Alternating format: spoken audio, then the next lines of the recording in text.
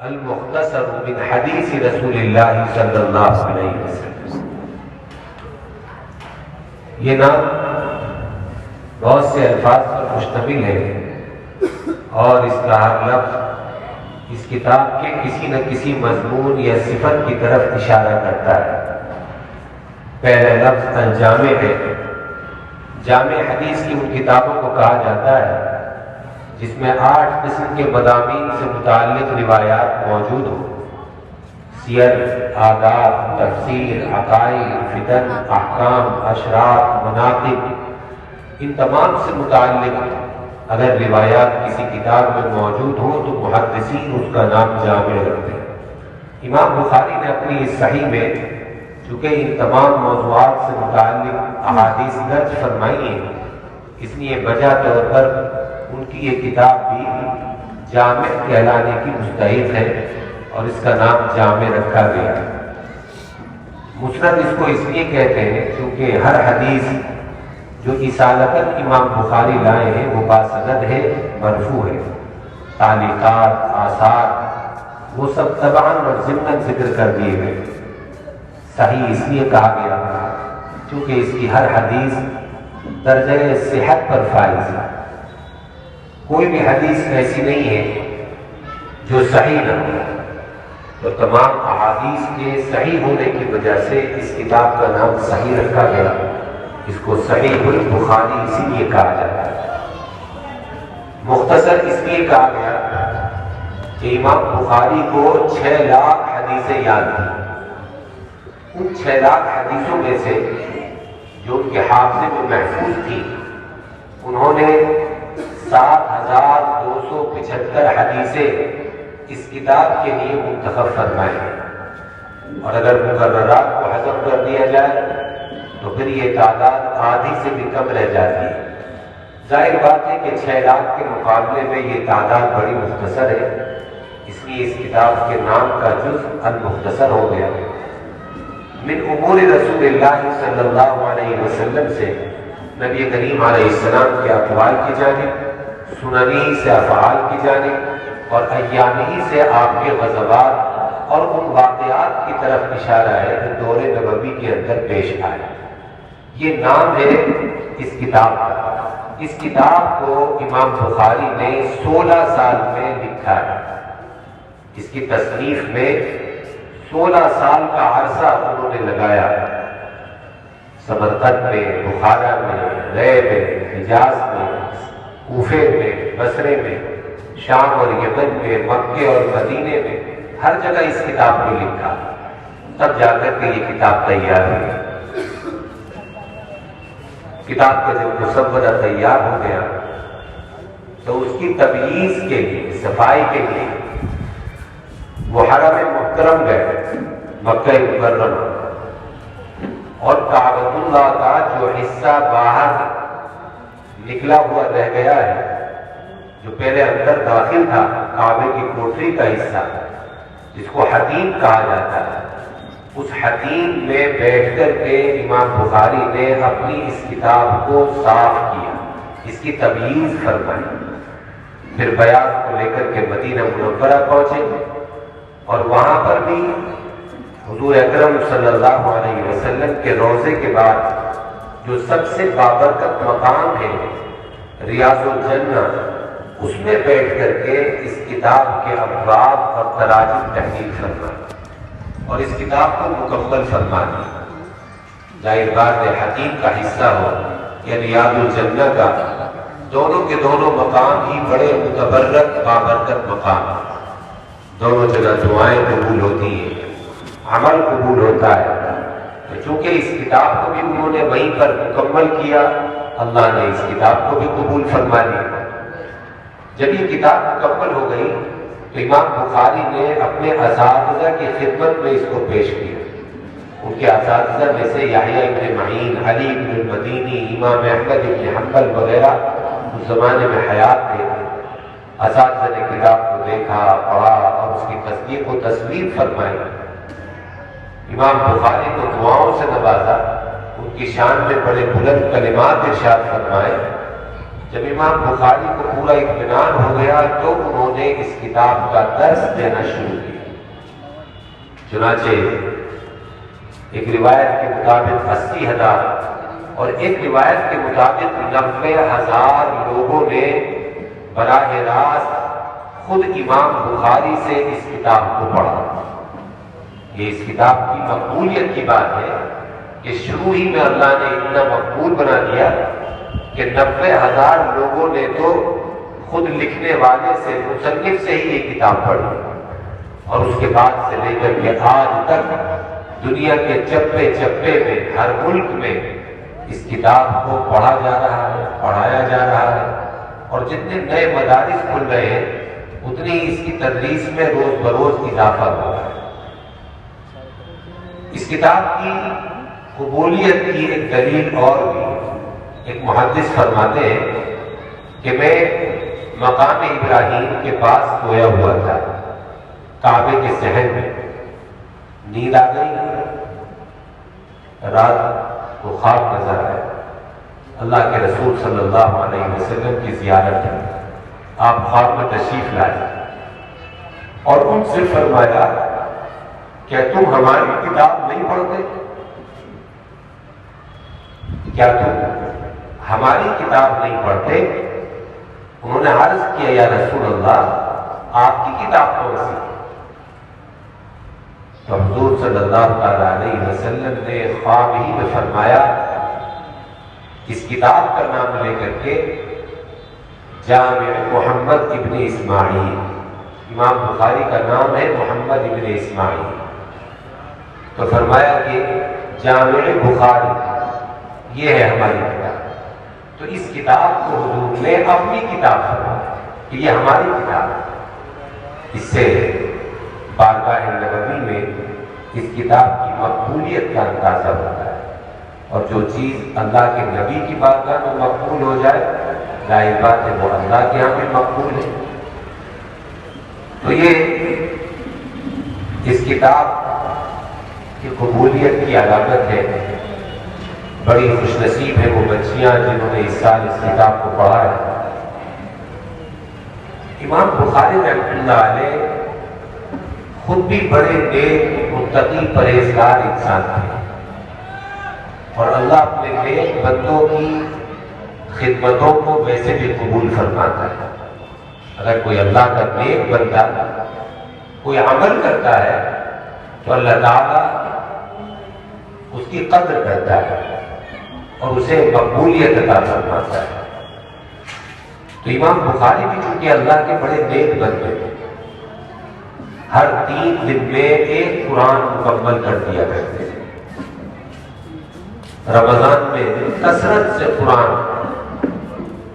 10 قرآن ختم کرتے، حالانکہ حدیث پاک کا اشتغال تھا، اس میں مشغول رہتے تھے، لیکن پھر بھی وقت نکال کر کے قرآن کی تلاوت کا ضرور اہتمام فرمایا۔ اسی طرح حلال روزی کا بڑا اہتمام کیا کرتے ہیں۔ رزق حلال انسان کے ہر عمل کی قبولیت کے لیے شرط ہے۔ اگر پیٹ میں روزی حرام کی گئی ہوئی ہو تو پھر نہ نماز قبول ہوتی، نہ روزہ قبول ہوتا ہے، نہ کوئی دعا قبول ہوتی۔ حدیث پاک میں آتا ہے اللہ کے رسول نے فرمایا جس کے پیٹ میں حرام کا ایک لقمہ چلا گیا ہو 40 دن تک اس کی کوئی عبادت قبول نہیں ہوتی۔ 10 روپئے میں اگر کسی آدمی نے کپڑا خریدا اور اس میں 1 روپیہ حرام کا ہے تو جب تک وہ کپڑا اس کے بدن پر رہتا ہے اس کی کوئی نماز قبول نہیں ہوتی۔ حرام میں جوا، سٹا، سود، انٹریسٹ، سود پر لیے ہوئے لون، قرضے، یہ سب شامل ہیں۔ تو اعمال کی قبولیت کے لیے، اپنے اعمال کو اللہ کی بارگاہ میں قبول کرانے کے لیے، اپنی دعاؤں کو قبول کرانے کے لیے ضروری ہے کہ آدمی کے پیٹ میں جو لقمہ جا رہا ہو وہ حلال کرو، پاکیزہ روزی کرو۔ امام بخاری رحمۃ اللہ علیہ نے اس کا بھی بڑا اہتمام کیا۔ چنانچہ ایک مرتبہ پر حالات آ گئے تنگ دستی کے، خرچہ نہیں رہا کھانے پینے کا، تو انہوں نے پتے چبا کر کے اپنا وقت گزارا۔ کبھی ایک دو بادام کھا کر کے وقت گزار لیا، ایک دو کھجوریں کھا لی، دن کاٹ لیا، لیکن حرام کا ارادہ نہیں کیا، نہ کسی کے آگے ہاتھ پھیلایا، کسی سے بھیک مانگی، اور نہ ہی کبھی کوئی حرام کا پیسہ کمایا، بلکہ فقر و فاقے کی زندگی گزاری۔ کھانے پینے میں اتنی احتیاط کیا کرتے تھے کہ صرف روٹی سے ہی کام چلایا کرتے تھے، ایک زمانے تک استعمال نہیں کیے تاکہ کوئی حرام کا ظالم پیٹ میں نہ چلا جائے۔ بیمار ہوئے ایک مرتبہ تو ان کا قارورہ پیشاب حکیم کو دکھایا گیا۔ پرانے زمانے کے حکیم قارورہ دیکھتے تھے، دکھایا گیا تو طبیب نے کہا کہ ایسا معلوم ہوتا ہے کہ یہ مریض سالن استعمال نہیں کرتا۔ امام بخاری سے پوچھا گیا کہ حکیم صاحب کہہ رہے ہیں آپ سالن استعمال نہیں کرتے؟ تو شروع میں تو انہوں نے بچنا چاہا، چھپانا چاہا، لیکن جب ان کے شاگردوں نے زیادہ زور ڈالا، اصرار کیا، تو فرمایا کہ ہاں میں نے 40 سال سے سالن استعمال نہیں کیے۔ یہ ہے اللہ کے نیک بندے۔ ہم تو چاہتے ہیں روزانہ مزیدار ڈشیں تیار ہو، لذیذ کھانے ہمیں ملے، ایک آدھ ہفتہ گوشت نہیں ملتا تڑپ جاتے، مچل جاتے۔ ان حضرات کی قربانیاں دیکھیں، دنیا کی لذتوں کو کس طرح انہوں نے ترک کر دیا، چھوڑ دیا تھا آخرت پہ کہ لذتیں تو جنت میں جا کر کے ہی لیں گے، مزے تو وہیں لیں گے۔ یہ دنیا مزے کی جگہ نہیں ہے، لذتوں کی جگہ نہیں ہے، یہ خواہشات کی پورا کرنے کی جگہ نہیں ہے۔ خواہشیں تو وہاں پوری ہوگی جہاں کے بارے میں اللہ نے فرمایا وَلَكُمْ فِيهَا مَا تَشْتَهُونَ، تمہیں جنت میں ہر وہ چیز ملے گی جو تم چاہو، جس کی تم خواہش کرو، اصل خواہشیں تو وہاں پوری ہوگی۔ تو امام بخاری کا مجاہدہ، ان کی قربانی اور لذتوں کو ترک کرنے کا ان کا معمول، یہ سب ان کی نیکی کی وجہ سے۔ نماز پڑھتے تو ایسے خشوع خضوع کے ساتھ نماز پڑھتے تھے کہ بالکل اللہ کے دھیان میں مستغرق ہو جاتا، ڈوب جاتا، ادھر ادھر کا تکلیفوں کا بالکل احساس ہی نہیں رہتا تھا۔ ایسی جاندار شاندار نماز پڑھتے تھے۔ ایک مرتبہ باپ میں نماز پڑھ رہے تھے، نماز سے فارغ ہوئے تو اپنے خادم سے کہا کہ ذرا میرا دامن اٹھا کر کے کمر کی طرف دیکھو کوئی کیڑا تو نہیں۔ خادم نے کرتا اٹھایا اور حضرت کی کمر کی طرف دیکھا تو ایک کتاب میں تو بچھو لکھا ہوا ہے، اور ایک کتاب میں لکھا ہے کہ زنبور بھیڑ تھی چتیا، اور اس نے 16-17 جگہ کمر پر ڈنک مار دیے، اندر گر گئی، باہر نکلنے کی کوشش کرتی تھی، باہر نہیں نکل پا رہی تھی تو کھسیا کر کے اندر کاٹتی رہی کمر میں، 16-17 جگہ کاٹا۔ لیکن امام بخاری نماز میں ایسے مشغول تھے کہ ان کو پتہ تک نہیں چلا، بعد میں احساس ہوا۔ ایک ہماری نماز ہے، ذرا سی چونٹی پیر پر چڑھ جائے، مکھی ہاتھ پر آ کر کے بیٹھ جائے، مچھر بیٹھ جائے، سارا خشوع خضوع اور سارا دھیان اللہ کی طرف سے ہٹ کر کے اس چونٹی کی طرف، اس مکھی اور مچھر کی طرف چلا جائے، ترک بھول جاتے ہیں، رکھتے تک بھول جاتے ہیں اسی چکر میں۔ ہماری نمازیں اتنی کمزور کہ امام بخاری کی نماز تھی کہ بھیڑ کاٹتی رہی اور وہ نماز کے اندر مشغول رہی۔ جو صحابہ کی صفت تھی وہی ورثے میں ان کو ملی تھی۔ اسی طرح سے گناہوں سے بچنے کا بڑا اہتمام فرماتے۔ اللہ کے جو نیک بندے ہوتے ہیں وہ گناہوں سے بہت دور بھاگتے ہیں، ویسے تو ہر مسلمان کو ہی گناہوں سے دور رہنا چاہیے، گناہ تو سب کے لیے گناہ ہے، جتنا بڑا گناہ امام بخاری کے لیے اتنا ہی بڑا ہمارے اور آپ کے لیے،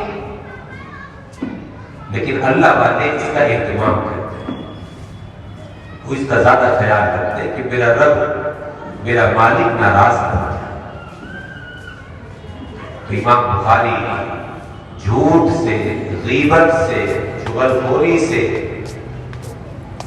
کسی پر بہتان باندھنے سے، الزام لگانے سے، کسی پر ظلم اور زیادتی سے، ان تمام اور اس جیسے جتنے بھی اور رذائل ہیں ان سب سے اپنے آپ کو بچاتے ہیں۔ غیبت کسی کی برائی کرنا، اس کے پیٹھ پیچھے یا اس کے منہ پر، اس کو غیبت کہتے ہیں۔ اللہ نے قرآن کریم میں اس کو بڑا سخت گناہ فرمایا غیبت کرنا بالکل ایسا ہی ہے جیسے اپنے مردار بھائی کی لاش سے گوشت نوچ نوچ کر کے کھانا۔ جس طرح مردہ لاش سے آدمی گوشت کھانے کو برا جانتا ہے، فرمایا غیبت بھی اتنی ہی بری چیز ہے، کسی کی برائی کرنا، کسی میں عیب نکالنا۔ اور اللہ کے رسول نے فرمایا کہ غیبت زنا سے بھی زیادہ سخت چیز ہے، الغیبت اشد من الزنا۔ لیکن آج ہماری زندگیوں میں، ہماری بیٹھکوں میں، ہماری مجلسوں میں، گھروں میں، بازاروں میں، جہاں دیکھو، جہاں دو چار آدمی بیٹھے، دو چار عورتیں بیٹھی، تھوڑی دیر تو گاڑی لائن پر چلتی ہے، اس کے بعد پھر پٹری سے اتر جاتی ہے، پھر میری تیری شروع ہو جاتی ہے، عیب جوئیاں شروع ہو جاتی ہیں، کیویں نکلنے شروع ہو جاتے ہیں دوسروں کو۔ تو یہ جو ہماری مجلسوں میں برائیاں ہوتی ہیں، ان کی وجہ سے ہماری مجلسیں گناہوں کا اڈا بنتی ہیں۔ امام بخاری رحمۃ اللہ علیہ نے ارادہ کیا اس سے بچنے کا، تو اللہ نے مدد فرمائی۔ اور کیسی مدد فرمائی؟ فرماتے امام بخاری کہ ساری زندگی میں نے کسی کی غیبت نہیں کی، پوری زندگی میں ایک آدمی کی بھی اپنے منہ سے برائی نہیں کی، اتنا کنٹرول کیا۔ ہم اور آپ اگر بچنا چاہیں، وہ بھی انسان تھے، ہم بھی انسان ہیں، تو اللہ ہماری بھی مدد فرما دے گا، ہمارے لیے بھی بچنا آسان کر دے گا۔ مگر چونکہ ہم گناہوں سے بچنے کا ارادہ نہیں کرتے، اس لیے بچ بھی نہیں پاتے۔ ارادہ کر لیں گے، پکا ارادہ، تو بچ جائیں گے۔ اس طرح فجر کی نماز کا مسئلہ ہے، بہت سے لوگ فجر کی نماز میں اٹھ نہیں پاتے، ان سے کہو تو کہتے ہیں آنکھ نہیں کھلتی۔ اور جس دن انہیں کہیں سفر پر جانا ہوتا ہے، دہلی جانا ہوتا ہے، کہیں اور جانا ہوتا ہے، تو 4 بجے اٹھ کے بیٹھ جاتے ہیں۔ اب رمضان آ رہا ہے، سحری کھانے کے لیے آرام سے 4 بجے اٹھ جائے، اور روزانہ فجر پڑھنے کے لیے نہیں اٹھا جاتا۔ ارادے کی کمزوری۔ اگر ارادہ کرنے کہ مجھے آج اٹھنا ہے، تو انسان اٹھ جائے۔ جس چیز کا انسان ارادہ کر لے، یہ کیسے ہو سکتا ہے کہ اس کام کو پورا نہ کر؟ تو ہم ارادہ نہیں کرتے، اگر چاہیں تو سب کچھ ہو سکتا ہے۔ جھوٹ سے بھی بچ سکتے ہیں، غیبت سے بھی بچ سکتے ہیں، سود سے، جوئے سے، سٹے سے، حرام آمدنی سے، سب چیزوں سے بچ جائیں، بس ارادہ کریں۔ اس لیے ارادہ کرنا کہ جس طرح امام بخاری ان گناہوں سے بچے، اللہ نے اسے بچایا، ہماری مائیں بہنیں بھی ارادہ کریں کہ جھوٹ سے، غیبت سے، چغلخوریوں سے وہ بھی اپنے آپ کو بچائے، اور ہمارے بھائی بھی ارادہ کریں کہ انشاءاللہ ہم بھی پاکیزہ، صاف ستھری، گناہوں سے پاک زندگی گزاریں اور ان گناہوں سے بچنے کی کوشش کریں۔ تو اللہ نے اس لیے بھی اس کتاب کو مقبولیت عطا فرمائی چونکہ اللہ کے نیک بندے نے اس کو لکھا، اور اللہ اپنے نیک بندوں کے اعمال کو قبول کرتا ہے۔ امام بخاری رحمۃ اللہ علیہ نے اپنی اس کتاب کو شروع کیا اخلاص کی نیت سے۔ سب سے پہلی حدیث انما الاعمال بالنیات والے ذکر فرمائی۔ کیا مطلب ہے اس حدیث کا؟ اس حدیث کا مطلب یہ ہے کہ انسان کا ہر عمل وہ نیت کے اعتبار سے واقع ہوتا ہے. اللہ کے ہاں جو اس کا اعتبار ہوتا ہے وہ نیت کے حساب سے، جیسی نیت ہوگی ویسا ہی عمل معتبر ہوگا. اگر نیت اچھی ہے، نیک کام کیا اور اللہ کی رضا کے لیے کہ میں اس عمل کو اپنی رضا، اپنے رب کی رضا کے لیے کرتا ہوں، اپنے رب کو خوش کرنے کے لیے، تو وہ عمل عبادت بن جاتا ہے. دنیا میں بھی اس کی برکتیں ظاہر ہوتی ہیں، آخرت میں بھی اس پر اجر و ثواب ملتا ہے. اور اگر انسان پہاڑوں کے برابر عمل کر لے لیکن نیت اس کی صحیح نہیں، عمل تو کر رہا ہے مگر لوگوں کو دکھانے کے لیے کرتا ہے، صدقہ خیرات کر رہا ہے، قربانی کر رہا ہے، نماز پڑھ رہا ہے، روزہ رکھ رہا ہے، مگر دکھانے کے لیے، ریاکاری کے لیے، نام و نمود اور شہرت کے لیے، تاکہ لوگ دیکھ کر میری تعریف کریں، واہ واہ کریں. تو یہ عمل جو بری نیت سے اس نے کیا یہ اللہ کی بارگاہ میں قبول نہیں ہوتا. اسی لیے فرمایا گیا کہ اپنے اعمال کو چھپاؤ